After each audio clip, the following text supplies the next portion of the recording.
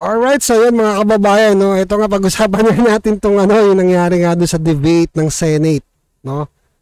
So, pag-usapan natin to. So, ito nakakatuwa yung ano, yung debate ng Senate. Alright, so ito panoorin natin. Dalawang abogado naman ang magtatapatan, sina Attorney Vic Rodriguez at Attorney Luke Espiritu. Ako po ay sang-ayon na sa mandatory drug testing sa lahat ng elected and appointed officials sa gobyerno bilang pagtugon sa Article 11, Section 1 of our Constitution that public office is a public trust at dapat lahat ay may accountable sa ating mamamayang Pilipino. Kulang pa po yung oras nyo, baka may gusto pa ho kayong sabihin. At yun nga po aking isinususog din, yung Dangerous Drugs Board Resolution number 13 series of 2018 na nagpapahintulot na i-undergo sa drug test ang mga elected officials. Okay, pakinggan po naman natin ang posisyon. Ito pinag-uusapan tungkol sa droga. Papakinggan naman natin yung sinasabi ni ano, napakagaling sumagot ni Atty. Vic Rodriguez, no? Iba talaga si Atty. Vic Rodriguez. Pakinggan muna natin to yung sa ano, yung ano niya, kadebate niya. Attorney Luke Espiritu. Ang pagsugpo sa droga, hindi yan magic formula para sulbahin ang lahat ng kabulukan sa gobyerno. And dyan na naman tayo, ginagamit na naman natin ang droga bilang pinagkakasya natin ang problema ng buong bayan na yan ang magiging problema. Yan ay tukhang mentality ni Duterte. Kaya yan lumalabas dahil aminin na natin, nagbabanggaan si Marcos at si Duterte pinaparatangan niya si Marcos na bangag. Kaya pinaparatangan na bangag. Awahin daw ng Marcos at Duterte. Ang layo ng ano, di ba? Ang usapan tungkol sa droga. Ang usapan na tungkol sa droga, napunta sa Marcos at Duterte. Tuloy natin to. Meron tayong mga mandatory drug testing na ganyan. Sawang-sawa na ang taong bayan sa bangayan ng Marcos at Duterte. Pag-usapan nyo yung tunay na issue sa kahirapan, hindi yung mga droga-droga na yan. May sagot ho ba kayo doon? Kinakailangan malinaw sa atin. Bakit ang mga security guard bago ma-hire sa trabaho, kinakailangan sumailalim sa drug testing? Ang pagiging opisyal ng gobyerno, ikaw ay humihipo ng pera ng mamamayang Pilipino. Higit na mataas dapat ang standard natin sa mga naglilingkod sa gobyerno. Yun, nadali ni Atty. Vic Rodriguez. Nakita nyo, napakinggan nyo mga kababayan, mas higit na dapat talaga yung, kumbaga, ikaw security guard ka, ikaw rider ka, ikaw driver ka, ikaw mag-a-apply ka ng ganitong trabaho, dapat meron kang ano, drug test. Yun eh. Diba? Napakadali hong tumakbo sa politika. Kasi naaayon mo sa batas, basta Pilipino ka, nakakaintindi ka, marunong kang bumasa, marunong kang sumulat, pwede ka nang tumakbo.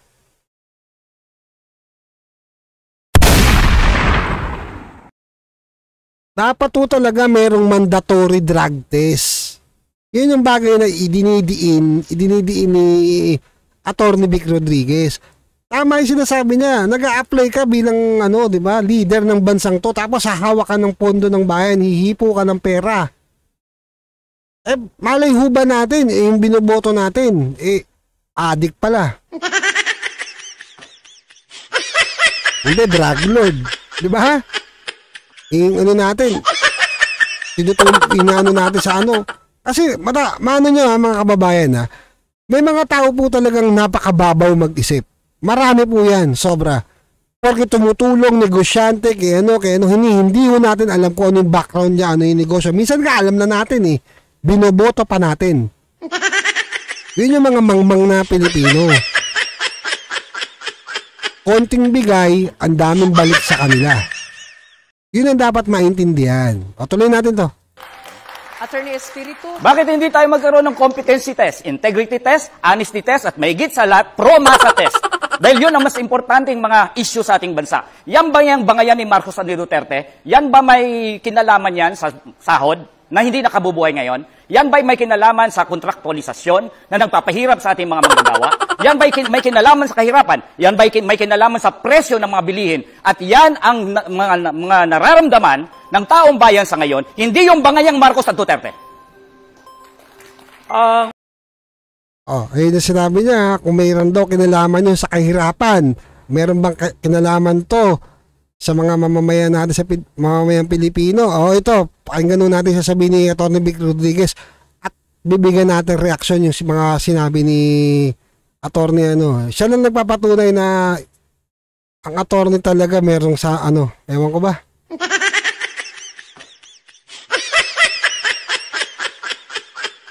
Tuloy. Usaping droga ay hindi bangayan ng dalawang nagbabangga ang pamilya sa politika.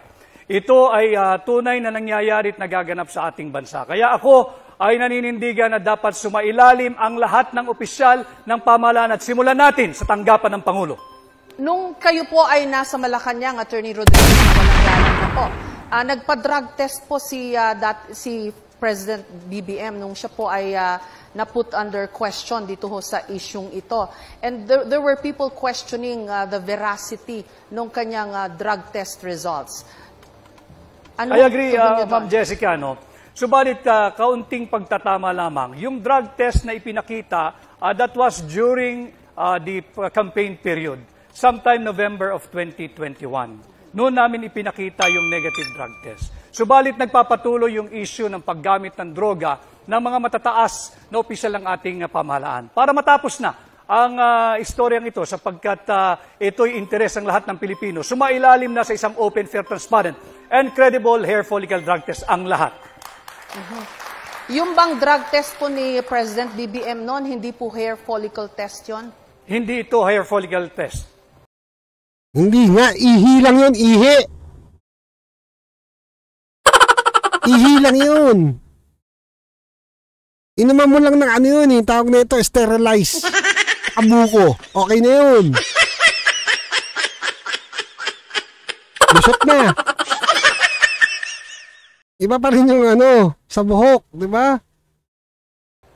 Okay, now you want him to undergo that test. Para matapos na yung usapin kung sino ba talaga ang gumagamit ng droga.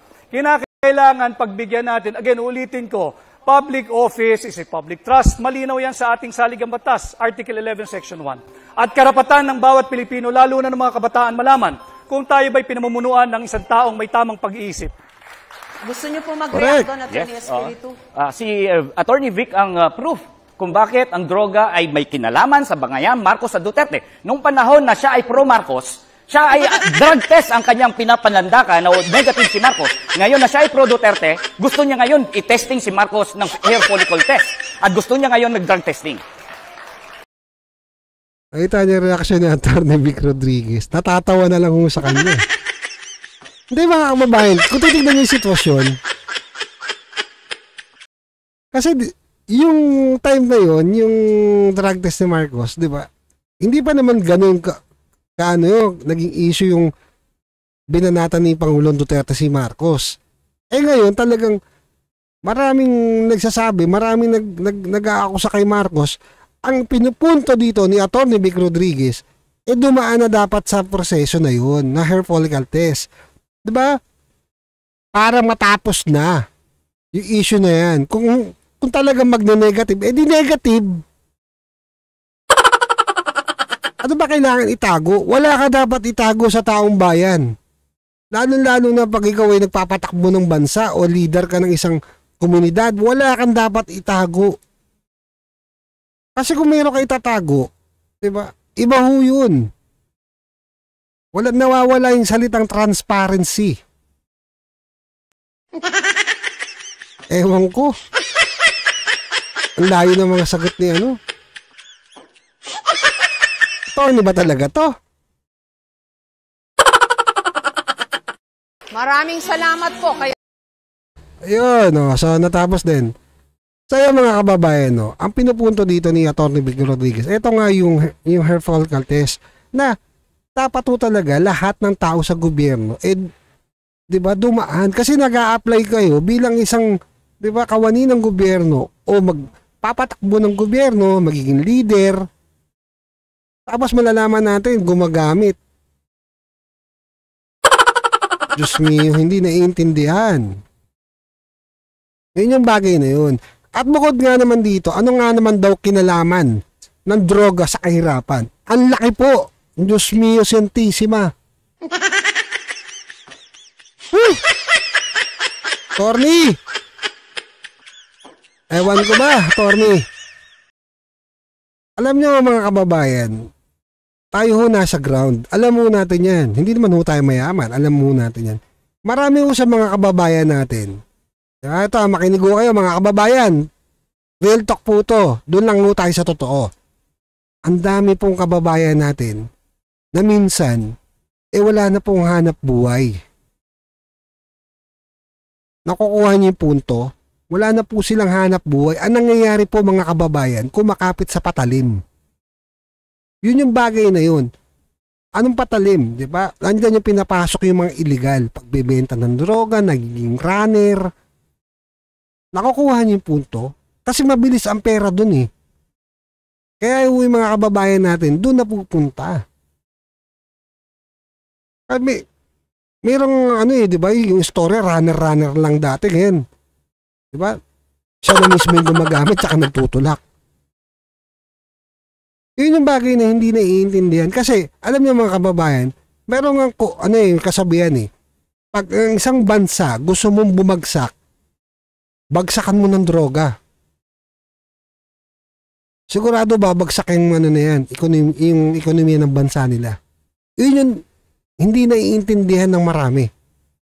Kasi once na nagkalat ang droga sa bansa o sa isang komunidad o sa isang city, nandyan na yung mga pumapasok na rape, di ba? Yung patayan, yung krimen nandyan na, nakawan. Andyan na kasi once, sabi ko nga sa inyo di ba? Ilang beses na kayo nakapanood ng balita. Ang sasabihin, aaminin nila. Hindi bangag lang bangag. Kaya nagawa. Lulong. Tapos pagdating sa Reyes, di ba humima sa Reyes, pinagsisisihan ko po. Bangag lang po ako nun. Aminado, di ba sasabihin, aminado na nakagamit na pinagbabawal na droga. Yun yung bagay na hindi naiintindihan. At pag tumataas po ang krimen, maraming hindi magandang nangyayari sa isang bansa o sa isang komunidad. Di ba? Wala akong gustong magtinda o mag-invest. Kaya nga nung panahon ni Pangulong Duterte, nagsabay pa yung dalawa. Si Pangulong Duterte at si Yorme Isko Moreno. Di ba? Ang daming gustong mag-invest. Kasi anong unang gusto nila? Safe city. Safe na city. Nakikita nila yung di ba? Yung pagiging safe bilang negosyante. At ang tao, panatag naglalakad. Panatag ang loob. Panatag. Na walang mangyayari sa kanilang hindi maganda. Ngayon nagbalikan mo talaga yung mga Nagbalikan po talaga yung mga kriminal. Aminin man natin o hindi, nawala ho yung takot. Manood lang ho kayo ng balita Ang dami ho Hindi lang ho natin ginagawa ng video reaction dahil hindi ho kaya ng dibdib ko. Nakapanood ng mga ganong bagay. Di ba? Kayo po umusga. Kasi po, hanggat namamayagpag po yung illegal na droga, at maraming kababayan natin ang nasisira ang buhay, saan ho tayo pupunta? Bilang isang bansa. Yun yung bagay na hindi naiintindihan na nakikipagtalo, nakikipagdebate, ano ba daw ang ng kinalaman ng droga, ng illegal na droga sa kahirapan. Marami. Napakarami. Diyos mio Santissima. Yan ho yung sumisira sa bayan. Yan ho yung bagay na sumisira. Hindi lang ho sa kabataan, sa bayan, diba? Sa lahat ng Pilipino. Kahit ikaw mismo, hindi ka gumagamit, diba? Mababalitaan mo, merong hinold up, nanlaban. Hindi naman, yung hinold up, hindi naman addict. Yun ang hold up, addict. Di kawawa yung nadamay. Nadamay, masunod lang yung bisyo niya. Tama, mali. Yun yung bagay na hindi ko naiintindihan ng iba at karamihan. Kaya nga tayo sumusuporta sa Pangulong Duterte. Dahil siya yung nagbigay lang ng pag-asa. Hindi ho tulad ngayon, grabe yung krimen, grabe yung illegal na droga, nagkalat na naman. Ako ho, nakikita ko minsan eh. Hindi ho natin ginajudge yung ibang tao pero nakikita ko. Itsura pa lang, positive na.